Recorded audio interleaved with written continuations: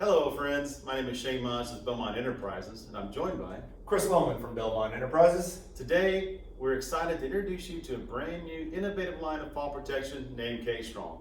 Please join us for a mini training series on fall protection highlighting Subjects like inspections and care, anchors and anchor points, body harnesses, connectors which will include your SRLs and your standard lanyards, and fall clearance, how to calculate your fall clearance and how to choose the right tool for the job. So with that being said, let's jump into it.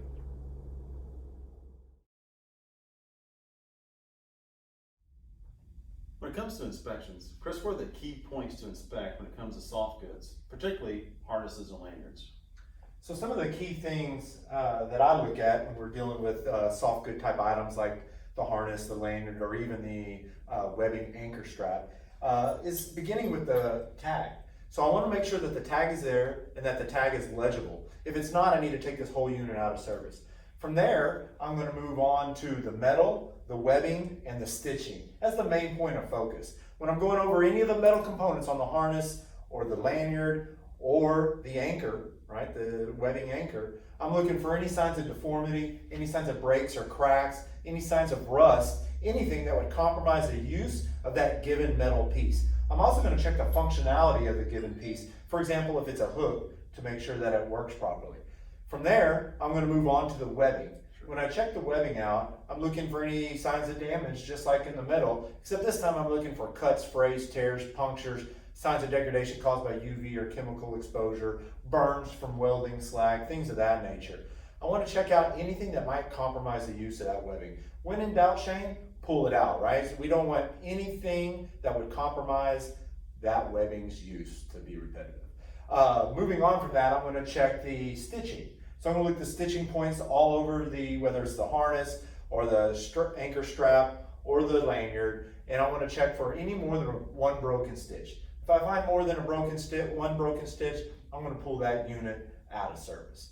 Lastly, I need to look for fall indication, right? So signs that that particular unit has taken a fall. In regards to a body harness, we have a fall indicator located on the back side, and you can see where the webbing's been folded over the top of itself. They call it like a dog leg stitch. And that stitch is designed to break at a given weight. And if that's been broken, then there'll be a little tag located on the back of that harness that will indicate as such. If that tag's been exposed, then I need to pull that item out of service. If we're talking about a lanyard, I'm going to check for the same thing. It has a fall indication tag here at the top, right by the area of the shock pack. If this lanyard had taken a fall, I would see it here with this tag, and I would pull that unit out of service as well. Outside of that, I would consult our user's manual for complete instructions on how to properly inspect a given piece of equipment and or contact a KStrong personnel for more information. Perfect. Thank you, Chris. Absolutely.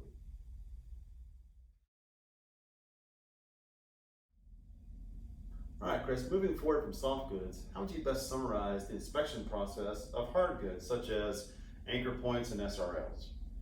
So it's actually pretty easy. I'm going to go about it in the same way. I'm going to take the given piece of equipment and I'm going to start out with the tag. So I'm going to look at the tag, make sure it's there, make sure it's legible. If it's not, then I'm going to take that unit out of service. From there, I have an all metal component, for example, like this beam anchor that I have in my hands here. So I'm going to inspect the metal, make sure it's not broken, cracked, no rust, no signs of damage in any way that would compromise its use. Then I'm going to check its functionality. So in the case of this strap, I actuate the clamp, or this beam clamp, I actuate the clamp, make sure that it works like it should, and I'm going to test every various component of that, including the safety pin, to make sure everything lines up. The same would be said with the SRL, for example. I'm going to check the housing of check the labels, check the housing of the SRL, make sure it's in good shape, not cracked or broken or otherwise compromised. I'm going to check to make sure every screw and rivet around the perimeter of this unit is in place and hasn't been compromised. I'm going to check the hook, make sure that it adheres to all the same metal guidelines we've been talking about, not broken, deformed, rusted up or anything like that. I'm going to check the functionality of the clip. I'm going to pull the cable out and inspect the integrity of the cable and check it for all the very same things we just got done talking about. Additionally, I'm also going to check it for burn caging and other signs of damage that it may have taken. I'm going to pull back the rubber handle here at the back towards the end of it, and I'm going to check the swedges The swedge is located here, make sure they're in place. And then lastly, thinking about fall indication, much in the same way that we looked at for the body harness, I'm going to look for fall indication here. So this has a load indicating hook on it. Right now there's a green band that you may or may not be able to see on video here, but had this thing taken a fall, just here where my finger's located now, you would see a red band. Now that red band would tell me that this is taking a fall, and I would know immediately that I need to take it out of service. Outside of that, again, just like on the harnesses and the soft goods, I would consult your user's manual. Consult the user's manual for a full list of instructions on how to properly inspect the equipment. If there's still any doubts, don't hesitate to reach out to a KStrong representative, and we'll be happy to help you out. Great information. Thanks, Chris. Absolutely.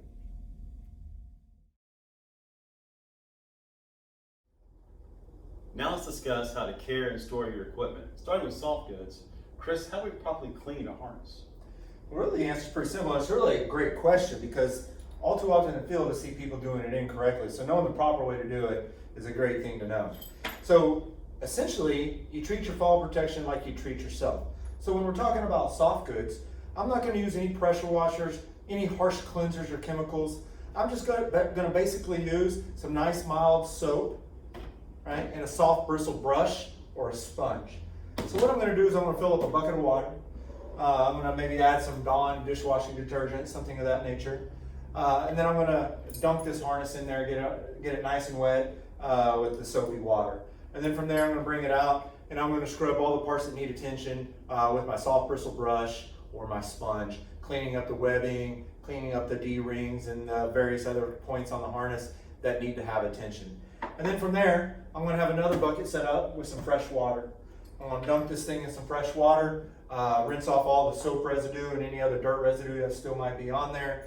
I'm going to pull it out. I might have a towel handy where I'll do some drying of it, soak up as much of that water as I can with the towel. And then I'll take this harness and hang it up in a nice, cool place to go ahead and dry. Away from the direct sunlight. I don't want that UV exposure when I don't necessarily need it, but let it dry out in a nice, cool place. Excellent. And now that we've cleaned our soft goods, how do we properly clean our hard goods, such as an SRL or a beam clamp? That's a good question because those items are often neglected, but they get their fair share of grease and dirt from any hard-working job site, right? So I'm still going to use these same buckets more or less because I can do this all at one time. But instead of dunking, say like the SRL or the beam clamp inside the bucket, I'm just going to take and get that rag nice and wet with the soapy water and wipe down the unit where it needs attention, cleaning off any dirt, any oils, any greases, all that kind of good stuff. And then from there, I'm going to take another rag, a fresh rag, dip it in the clean water, and wipe all that soap and other residue off of the unit. Then I'm going to set it aside or hang it up to dry. Same thing with the SRL. Just a little bit more involved on the SRL, but I'll take that same soapy rag, or maybe a fresh soapy rag that's clean, clean off the unit where it needs to be cleaned. Then I'm going to pull out the cable. Right? I want to expose all of the cable because that dirt and the grease and oil likes to hide within the fibers of that cable. I'm going to take that soapy rag and I'm going to clean it off. Then I'm going to follow that up with a damp, clean rag with fresh water, wipe it all down and clean off any of that excess residue, pat it dry where necessary, and then hang this guy up so he can finish drying. Excellent, excellent. So to kind of summarize, when it comes to hard goods or soft goods, kind of do the same thing. Use a mild detergent soap, nothing acidic, nothing with bleach in it. And after we properly clean those pieces of equipment, we want to hang those in a dry, cool space. We never want to put those into a toolbox or any type of sealed compartment. Because what happens, all that moisture, what does it do, Chris? Well, it's going to cause that equipment to mold, mildew, or rust, leading to a whole host of other problems that will eventually cause you to have failed inspections or have that item have to be taken entirely out of service just because it wasn't cared for properly. Excellent, excellent. Hey guys, thanks for joining us for part 1. Stay tuned for next week. Part 2 coming at you. We're going to be discussing anchors and anchor points. Thank you so much for your time.